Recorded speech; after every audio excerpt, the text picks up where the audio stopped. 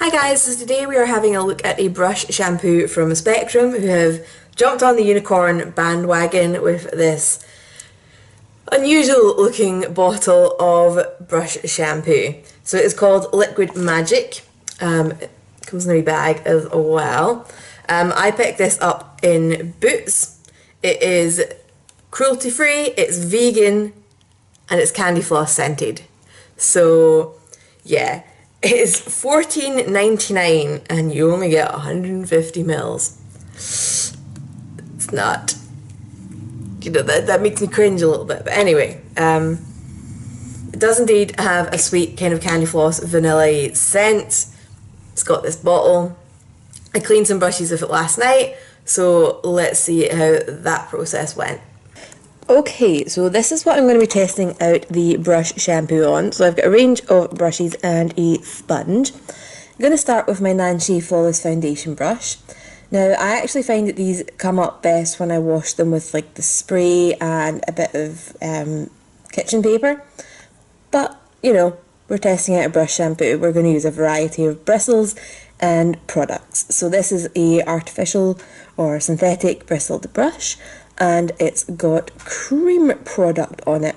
Now, I only tend to use my foundation brushes once and then clean them because, I don't know, I find that because I use them to blend out my foundation and my corrector and my concealer, the bristles are normally pretty clumpy by the end of that, and I won't get a very nice finish the next day.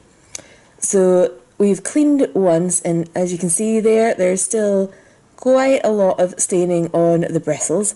So we're going to have to go for round 2. So I'm out of frame for a minute trying to sort that out because it's not very easy to get product out of that bottle. But it does kind of foam up. At this point I'm realising as well that it does actually smell quite nice. But you do seem to have to use a reasonable amount of product to get any kind of proper suds and kind of soap going on.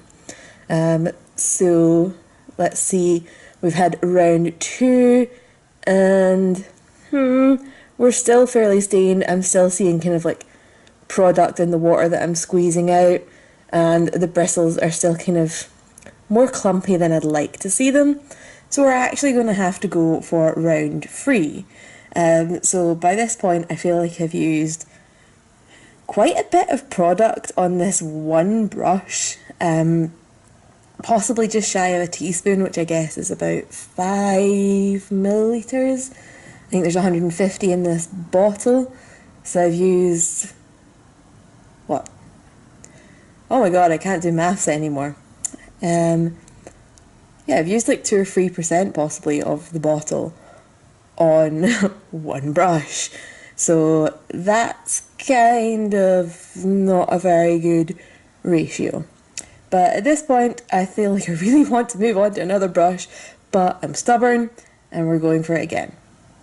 Because I have spotty skin and I like cream brushes. So, la la la la la.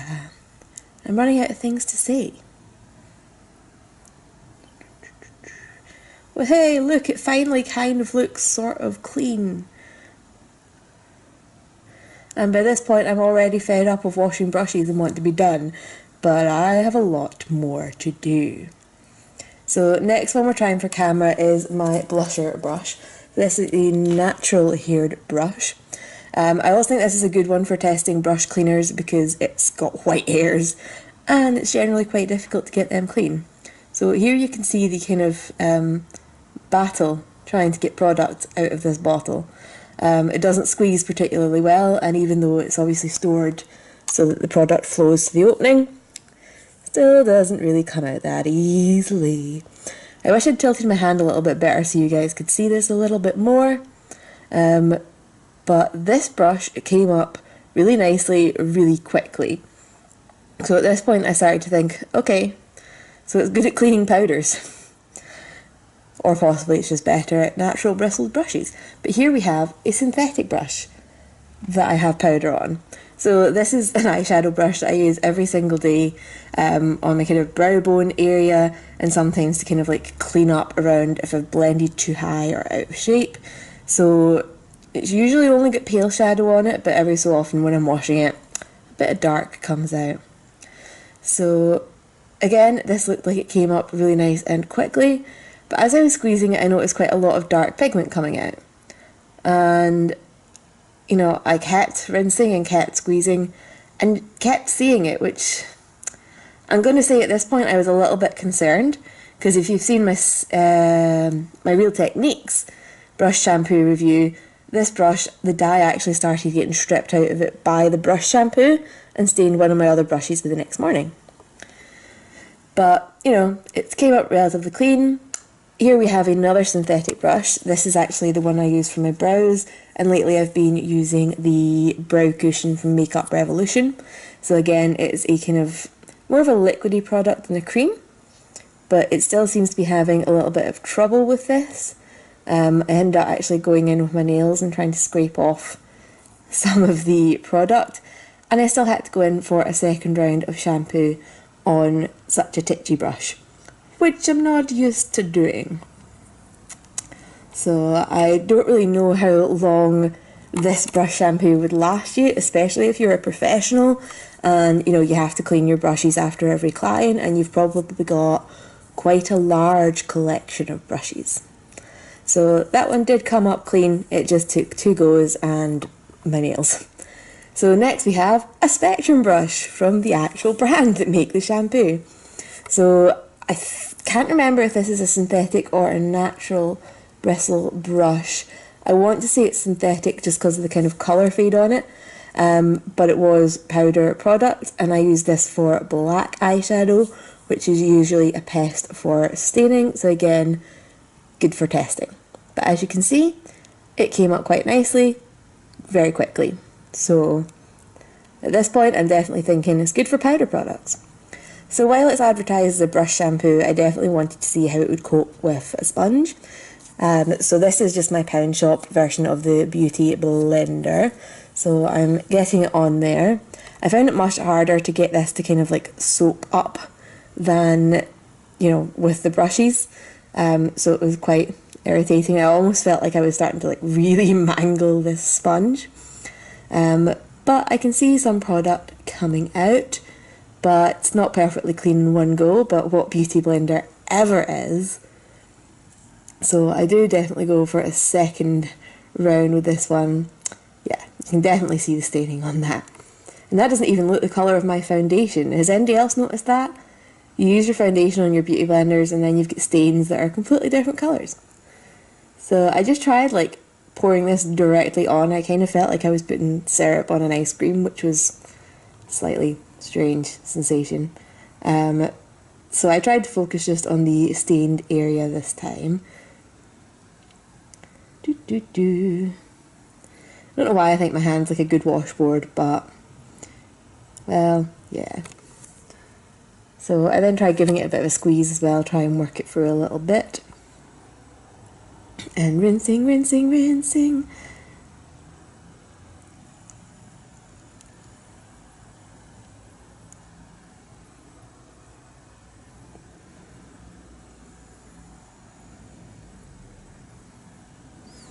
So it is better. I don't find this ever comes up completely, you know, back to its original colour.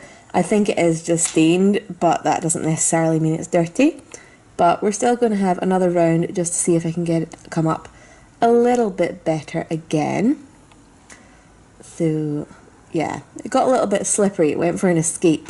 It didn't want to be mangled anymore. As you can see, it foamed up much better that time. I think it's just because there was, you know, so much more water worked into the sponge. But now, as you can see, I've probably worked the soap into it quite thoroughly because it's fun trying to get it all rinsed out again. But it definitely looks much cleaner after that kind of go around. And I would definitely be happy to use that sponge. And that's all I'm filming. Okay, so I have the brushes back now. Well, brushes and sponge. Got them here. So there is still a little bit of that scent lingering, which is kind of interesting. I like it. The sponge, okay, that never came up as clean as, you know, brand new. But to be honest with you, this sponge never does.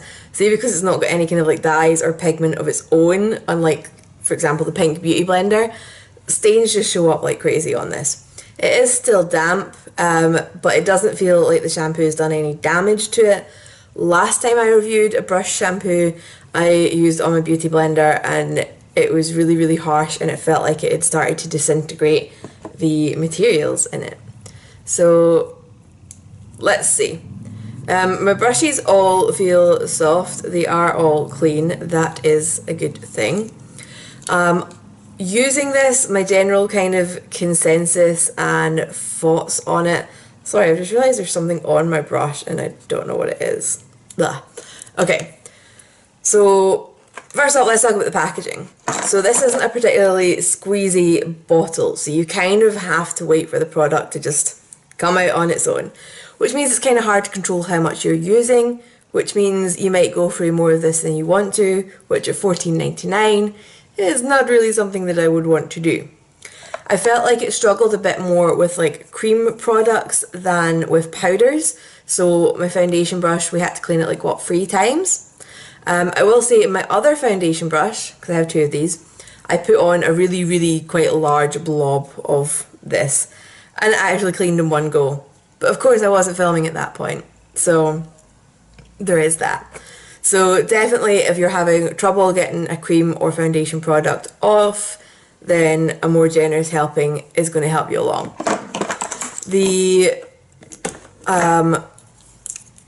This brush, my little angled one that I use for my brows, which I've been using still, the brow cushion from Revolution, it had a little bit of difficulty with that as well. Again, it's a cream product, so you know they are a little bit harder.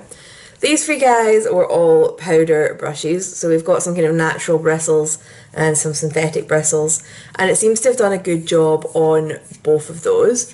And yeah, it done a really good job with these. I think it copes well with powder, certainly copes with it much better than it did with cream products. So overall, this is fun, this is cute, it works.